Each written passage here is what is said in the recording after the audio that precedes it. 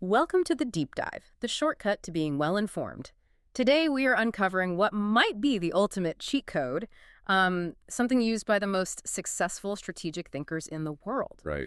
It's a mental model called inversion, and it's all about mastering success by first, and this is the key, by first mastering failure. That's exactly right. And we're drawing heavily here on the strategic mindset of Charlie Munger, the intellectual engine behind Berkshire Hathaway.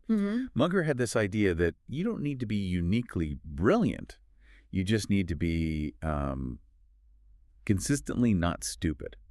His whole method wasn't about finding the next great opportunity. No. It was about systematically avoiding the catastrophic mistakes, the ones that just wipe people out. And our mission today, then, is to really internalize Munger's mantra. Invert, always invert.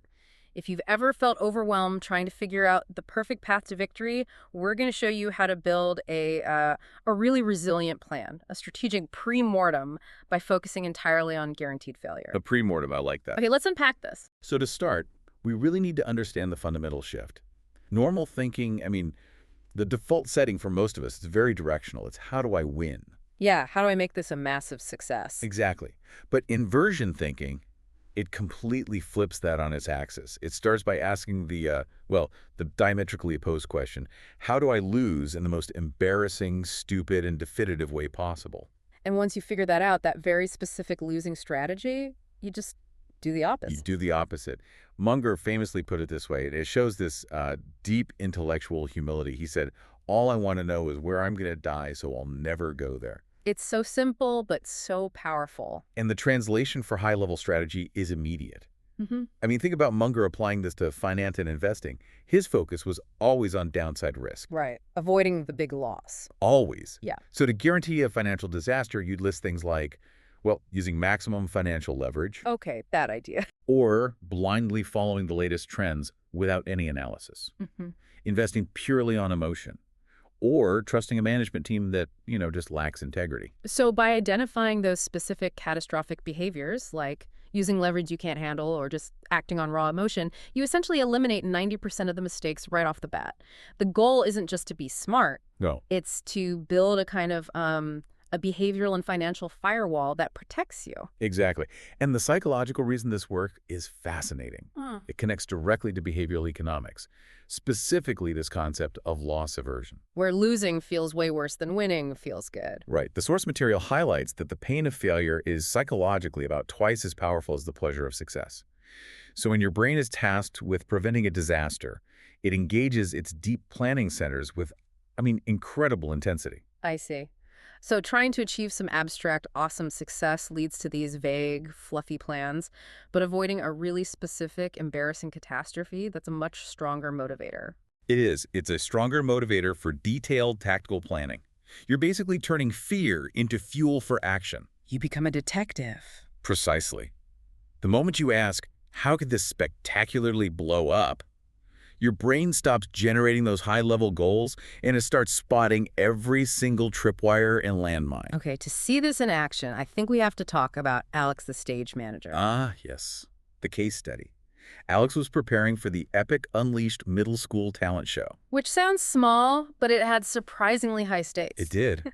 Local news coverage, a huge crowd of parents. Yeah. Alex knew that if anything at all went wrong, he'd be the one holding the blame forever. So like most of us, Alex starts with the normal mistake. He asks, how do I make this the most awesome show ever? And of course, he just gets stressed out. He's thinking of fireworks, surprise YouTuber. A live tiger. A live tiger. Impossible, expensive ideas that just lead to paralysis. He's stuck. And that's when the light bulb goes off. He stops trying to win and starts trying to lose. He grabs his notebook, his detective notebook, and he titles the page, How to Make the Talent Show the Worst Disaster in School History. And this is where the genius of it kicks in.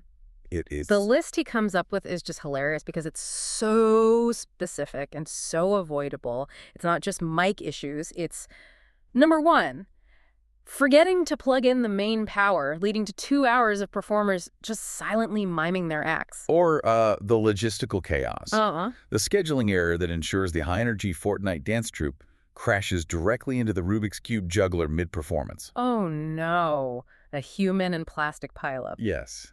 And my favorite one, the animal-related destruction, Mr. Fluffles. allowing me as Rabbit, Mr. Fluffles, to escape backstage and chew through every single critical control cable. Instant Rabbit apocalypse. Guaranteed blackout. He even included the human element. He detailed the Mad Max parking lot scenario where parents get into these escalating fights because nobody assigns staff to check the parking plan. Right, just minivans doing donuts.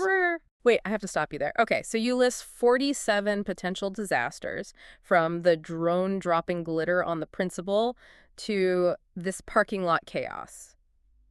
Doesn't that just replace one kind of paralysis with another? I mean, how do you keep this from becoming just terrifying? That is a crucial insight, because the difference lies in the very next step.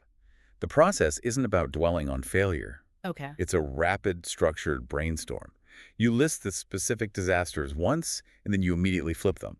The anxiety vanishes the moment you write the opposite, because the fix is usually a simple, actionable checklist item. So if the disaster is the rabbit apocalypse, The fix becomes hyper-specific. Build Mr. Fluffles a bunny fortress with triple locks and carrot bribes. and if the failure is the audience can't hear anything, the fix is... Test every microphone 3 times using the highest volume setting. You scream, yeet! Hit to it if you have to. Okay, that makes perfect sense. It turns this vague fear into a manageable to-do list. Exactly. This technique helps you build a detailed, resilient plan simply by focusing on what must be avoided. Rather than getting overwhelmed by the sheer scale of winning, you've instantly created a specific, actionable, and testable checklist. Here's where it gets really interesting for me. If this works for talent shows and high finance, how does this kind of strategic inversion apply to more abstract challenges, like professional development or managing a long-term goal? This is where we start using inversion as a diagnostic tool. So if we look at the common failure points in, say, academics or a big professional project, the normal goal is get an A or deliver the project flawlessly. Very abstract. The inversion asks, how do I guarantee project burnout, mediocrity, and a really low score? Okay, let's do it. Let's create that guaranteed failure plan for a major 6-week project. What are the key mistakes we absolutely have to avoid? Okay, number 1, procrastinate all research. Just promise yourself you'll pull an all-nighter right before the due date. Done. Easy. 2, focus only on the superficial, easiest parts of the project. Completely ignore the complex, hard parts that require actual critical thinking. 3, hide your work. Never show drafts to anyone for feedback until the very last minute. And 4, just assume technology and file compatibility will work perfectly 15 minutes before the presentation is due. That failure list is instantly our optimized project plan.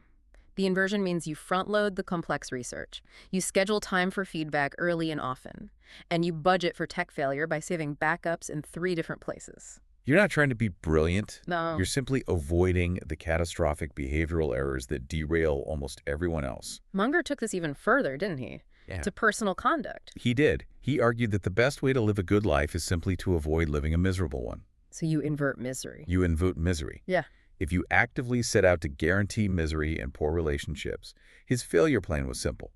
Be chronically unreliable, be jealous of other people's success, and never, ever admit when you're wrong. It's the ultimate life simplification tool. If you want strong friendships or, functional relationships, stop trying to perform these grand, exhausting gestures and just invert the failure list. Right.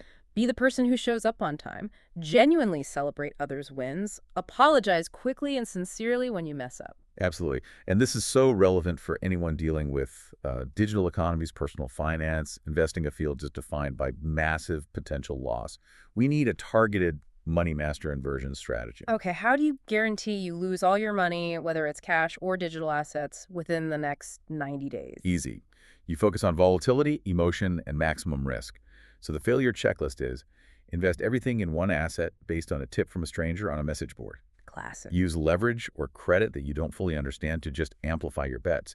And then you panic sell the moment the market dips 5%, and you panic buy when it spikes 50% because you have FOMO. That failure list is basically a blueprint for emotional gambling.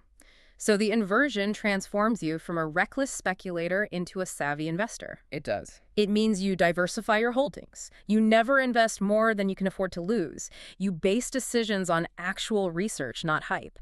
And you automate a long-term savings strategy so your emotional panic button isn't even easy to reach. By focusing on eliminating the financial stupidity that wrecks most portfolios, the path to slow, sustainable growth becomes almost automatic. So now that you have this powerful tool, it's time to actually apply it. The sources provide these excellent detective missions that turn the abstract concept into concrete action. Yeah, let's do them. Mission 1, the gaming god. If you play team-based games, grab a notebook. Invert the ways to be the absolute worst, most toxic, least helpful teammate you can imagine. Blaming others, not communicating, quitting early. Exactly. Flip those failures, and you get the essential traits of the teammate everyone begs to play with again. Mission 2, YouTube legend. List every single specific failure that guarantees 0 views and 500 dislikes. Terrible echoing audio. A clickbait title that's a total lie. A 45-minute introduction before you get to the point. Yeah, you flip every single one of those into your mandatory production checklist. And finally, Mission 4, the choose-your-own disaster. You pick anything. A new project, a job interview, a goal in sports. You write down the most embarrassing, avoidable ways to fail that goal, and then you flip that list entirely to your immediate action plan. That is how you unlock that superhero thinker status. And speaking of execution, back to Alex, the stage manager. The night of the show arrived. Packed house. News cameras ready. And because he had inverted his plan, he'd already anticipated and neutralized every single specific threat. The shy kid who went first got a standing ovation. Mr. Fluffles tried to escape, but the bunny fortress held strong. The parking was orderly. The tech team was flawless. It was. 0 crashes, 0 tears, 0 chaos. Alex had succeeded precisely because he hadn't spent all his energy chasing some abstract idea of success. Backstage, when he was asked how he pulled off such a smooth event, Alex's final quote is really the core insight of this entire deep dive. He said, "I didn't try to win. I just systematically murdered every possible way we could lose." That is the ultimate takeaway. The people who only ask, how do I win, sometimes still lose. But the people who ask, how do I lose, and then meticulously avoid those pitfalls, they almost never do. Inversion is the ultimate cheat code for resilience, for guaranteed forward movement. Which brings us to our final thought. If inversion is the key to exposing hidden risks, what core assumption about success have you been making in your current biggest project or challenge? What is the one thing that, if you inverted it, would reveal the quickest path to complete failure? So the one thing you're absolutely assuming will go right. Yes. Think about that one thing and then plan for its total collapse. You might just find your most immediate and guaranteed path to victory hidden right there.